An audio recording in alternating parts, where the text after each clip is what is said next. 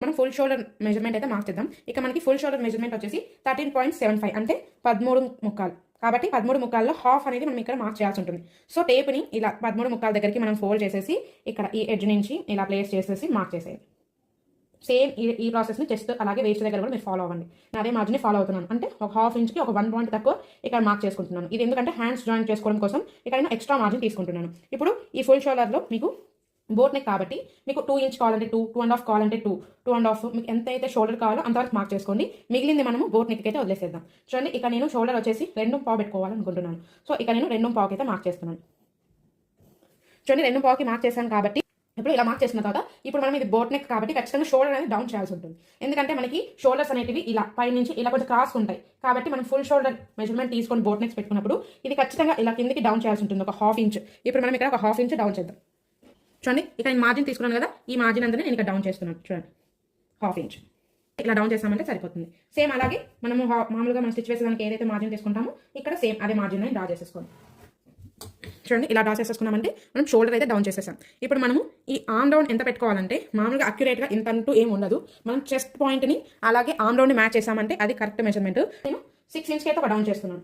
చేసాం కదా, ఇప్పుడు ఒక లైన్ అయితే డ్రా చేసేద్దాం. ఇక్కడ చూడండి ఇలా డ్రా చేసేసిన లైన్ ఇది చెస్ట్ మార్కింగ్ లైన్ అనుకున్నాం. సరే ఈ పాయింట్ బేస్ చేసుకొని ఇప్పుడు ఇక్కడ ఒక స్ట్రైట్ లైన్ అయితే డ్రా చేసేద్దాం. ఇప్పుడు ఈ రౌండ్ వచ్చేసి చూడండి ఇలా అయితే మార్క్ చేసుకోండి. ఎంత పాసిబుల్ అయితే అంత డౌన్. ఫర్ ఎగ్జాంపుల్ ఒక 1/4 ఇంచ్ డౌన్ చేసుకొని సరిపోతుంది. మనం చెస్ట్ మెజర్మెంట్ అయితే మార్క్ చేద్దాం. ఇక చెస్ట్ మెజర్మెంట్ అంటే అప్పర్ చెస్ట్ మెజర్మెంట్ మార్క్ చేస్తున్నాం. చెస్ట్ మెజర్మెంట్ కాదు. అప్పర్ చెస్ట్ వచ్చేసి మనకు 34.5 ఇంచెస్ అయితే ఉంది కదా. ఇది హై నెక్ పైన మనం బోట్ నెక్ స్టిచ్ చేస్తున్నాం కాబట్టి +2 అనేది ఎక్స్ట్రా యాడ్ చేసుకోవాల్సి ఉంటుంది. మనం మార్క్ చేసుకోవాల్సి ఉంటుంది. 34.5కి +2 యాడ్ చేసుకుంటే 36.5. 36.5లో 4వ భాగం మీరు ఇక్కడ మార్క్ చేయండి. 4వ భాగం వచ్చేసి 9కి ఒక పాయింట్ ఎక్కువ అంటే 9.1 ఇంచ్ దగ్గరికి నేను ఇక్కడ మార్క్ చేస్తున్నాను. ఇది చెస్ట్ మార్కింగ్ పాయింట్. ఇప్పుడు మనం ఇక్కడ ఆర్మ్ రౌండ్ అయితే కొలిచి మ్యాచ్ చేద్దాం. ఇక్కడ నాకు ఆర్మ్ రౌండ్ వచ్చేసి 16 ఉంది. ఇది మామూలుగా బోట్ నెక్ అంటే హై నెక్ బ్లౌజెస్ కాబట్టి మనము 16 ఇంచ్కి +1 లూజింగ్ ఇవ్వాల్సి ఉంటుంది. అంటే 17 ఇంచ్. మా ఇంచులో 2వ భాగం అంటే హాఫ్ మెజర్మెంట్ని మనం ఇక్కడ మ్యాచ్ అవుట్ చేయాలి. 17.5 వచ్చేసి 8.5 అంటే 8.5 ఇంచెస్. కాబట్టి ఇక్కడ కదా మనం స్టిచ్ వేస్తాము.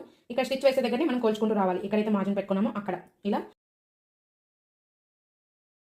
8.5 వచ్చింది. అంటే మనకి ఇంకొక పావు ఇంచ్ తగ్గుతుంది. కాబట్టి జస్ట్ ఒక పావు ఇంచ్ లైన్ మనం కిందికి డ్రా చేసుకున్నామంటే సరిపోతుంది. మార్క్ చేసాం. ఒకవేళ ఇది మనకి ఎక్కువైంది అనుకోండి పైకి మార్క్ చేసుకోవాలి అంతే. కానీ పర్ఫెక్ట్గా ఇంత అంటూ ఏం ఉండదు. ఇలా మార్క్ చేసుకోండి. ఇలా మార్క్ చేసుకున్నారు కదా, ఇప్పుడు ఇలా పెట్టుకొని టేప్ పెట్టుకొని మళ్ళీ ఒకసారి కొలుచుకుందాం. చూడండి 8.5 అనేది మనకి కరెక్ట్గా సరిపోయింది. సో ప్రిన్సెస్ కట్ని పార్ట్ 2గా మండే అప్లోడ్ చేస్తాము. Stay tune to mythos savings Telugu office.